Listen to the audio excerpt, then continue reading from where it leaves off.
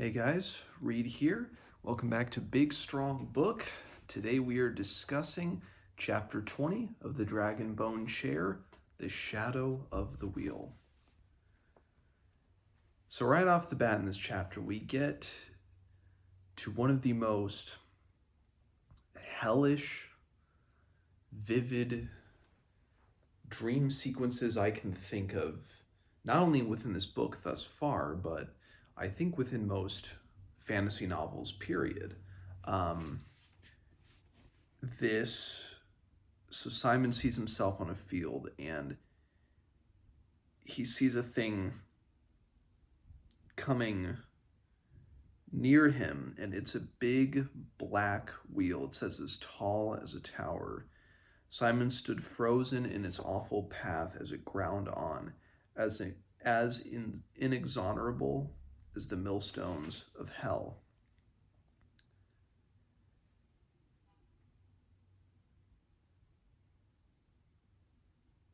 And his pant leg catches on the wheel as it rolls past him, and he gets caught up in the wheel as it's going around and around and around. And it says, a great voice spoke, "You have been marked."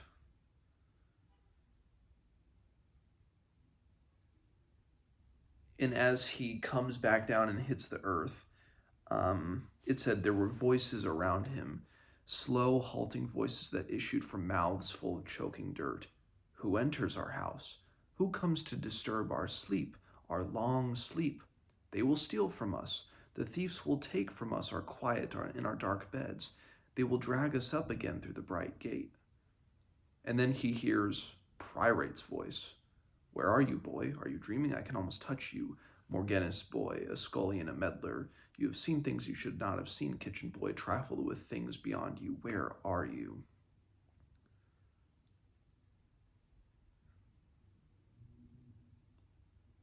And then it says, "Welcome, this is the Storm King's house, here beyond the darkest gate." And Simon refuses to tell them his name.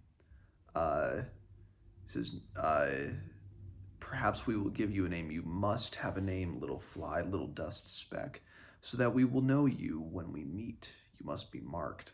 And then he wakes up from this. Again, it's horrifying. Like, imagine you were Simon. Again, I feel like I've continued to say this the past few days, like just to place ourselves in Simon's shoes when all the stuff that he's gone through, and now, as you know, I say yesterday, it's yesterday for us reading this and yesterday for Simon as well. But when he and Benedict happened upon this burnt monastery in the forest, and just the horror he had seen from that, and now he has this dream, and Pryrates is still searching for him. And so we wonder, reading this, is how much of this is truly a dream? Are there things that can communicate through dreams? Because, so many works of fantasy, Wheel of Time I can think of, certainly Lord of the Rings, characters have these immensely terrifying nightmares. Harry Potter, to mention another series. But, dreams are messages from the deep, like they say in Dune. But dreams tell of this foreshadowing often in literature, and as well, and it speaks to not only the deepest fears, but it tries to display a deeper truth to conflict that's going on. But Simon is just, he doesn't even try to, he just wakes up, and Benedict kind of looks at him and he's like, "Whoa, like, are you okay? You were shouting, you were freaking out." And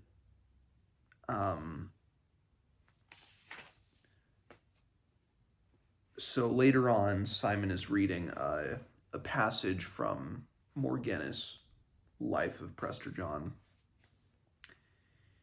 And it's just something interesting that Morghenus writes. He writes, "John Presbyter was without doubt one of the greatest warriors of the age, and without that ability would never have risen to his final royal state. But it was not his battling that made him a great king. Rather, it was his use of the tools of kingship that battling brought into his hands, his statecraft, and his example to the common people. In fact, his greatest strength on the field of combat were his worst failings as High King. In the pitch of battle, he was a fearless, laughing killer, a man who destroyed the lives of those who came against him with the cheerful enjoyment of an Utenyet hedge baron arrow feathering a buck deer. As a king, he was sometimes prone to quick attention and heedlessness, and it was in that way he very nearly lost the Battle of Elverchala Dale and did lose the goodwill of the conquered Rimmersgarders.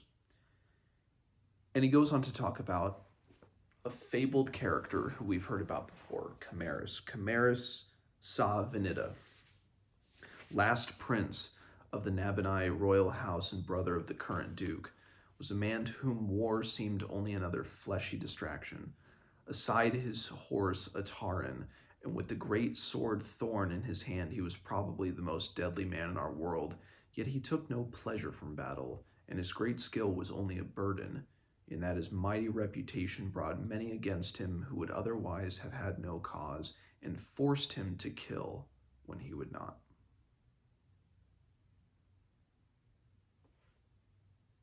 I don't know, it's just fascinating to me. But then as they go on, the Benedict is able to wake up Brother Langrian, and Brother Delchias, who had that intense vision from the previous chapter of the horses pulling the cart, and Simon kind of seeing that image too because he had seen it. He hears Delchias whisper Storm King, the name that Simon just heard from his dream. So then Langrian and Benedict argue about burying Delchias, if they should bury everybody. Benedict says, no, that's a waste of time to bury everybody, but I will bury him because I try to care for him. And Langrian, he argues with Hangfisk. Langrian tells them a little bit more about exactly what happened. Essentially, he says they were a strange lot, didn't come down to the main hall that night except the leader, a pale-eyed man who bore an evil-looking helm and dark armor. He asked if we had heard word of a party of Rimmersmen coming north from Urchester. And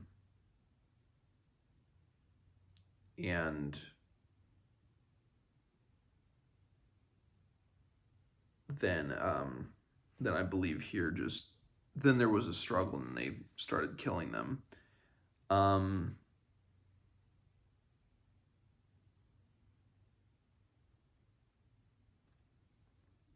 And I forget if they meet in conflict here. Let me just look.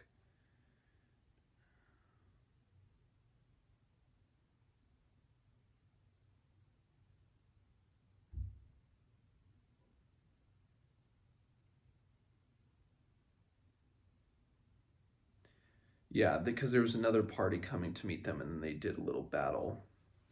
They were kind of,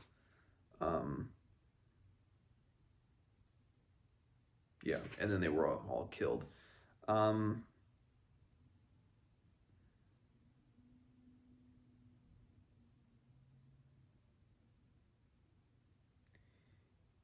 And Simon has an interesting perspective about death as he sees the bodies of the monks becoming swollen with the sun as their bodies are decomposing. It says here, this is page 310, each of these ruined sacks of bone and sweetbreads had been a life once, a beating heart, a voice that complained or laughed or sang. Someday this will happen to me, he thought, as they threaded their way around the side of the chapel.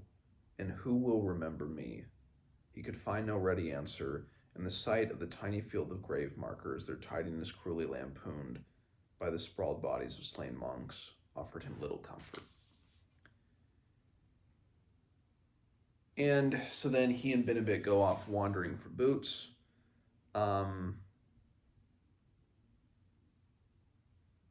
And Simon in the chapel finds a book of Aden. And within it, there's a little inscription. And it says, piercing my heart, there is a golden dagger, that is God. Piercing God's heart, there is a golden needle, that is me. And it says, as Simon sat looking at the words, his newfound resolve was tested. He felt a wave wash through him, a staggering ocean breaker of remorse and fear, a feeling of things that, though unseen, were nonetheless slipping heartbreakingly away. And then as he looks to find Benedict again, he realizes that the gate is open and kind of fluttering in the wind. And then a hand grabs him and kind of drags him away. He hears a Rimmerspock. So he knows it's a Rimmersman who has him. And then he just gets pulled away and he doesn't find Benedict, and that's the end of the chapter. So a very, more of an introspective chapter, certainly where, Simon is, there's the mystery to the conflict that happened at this monastery. Simon has that horrifying dream where he feels that Priorate is searching for him. He hears these words about the Storm King. He feels like he's in the midst of a massive conflict that's even, as it says somewhere in the chapter, that it's even greater than the squabbles of kings, the squabbles of Elias versus Joshua. Like this has reached a new cosmological level or scale that he didn't realize before, or that he maybe had neglected to fully see. So there are a few things that I will talk about in spoilers. So spoilers from here on out. I don't think, honestly, I remember the recurring nightmare that Simon has of the wheel. I don't think I ever fully put two and two together, funnily enough, that of the wheel at the end of To Green Angel Tower, when Inch has Simon on the wheel in the bellows of, in the foundry of the Hayholt. That never clicked to me. I mean, maybe it did and I forgot about it, but that's just something I'm like, oh, that's obvious foreshadowing. And I mean, foreshadowing both on the metaphorical level that he's caught up in this wheel, this kind of roving path of destruction that's coming with the Norns, but also it foreshadows the event of him just kind of being tortured on that wheel. Also interesting, the little more we hear about Chimerus through the text of Morghenus. We hear Thorn mentioned. Obviously, we saw Sorrow before. We hear about Thorn here with Chimerus. We learn that Chimerus had a sword. I'm not sure if I made the connection of Memory, Sorrow, and Thorn. I didn't think I made the connection at the time. Like, oh, Thorn. That's one of the names of the title of the series. But I didn't see that. But and it's interesting hearing Morghenus' description of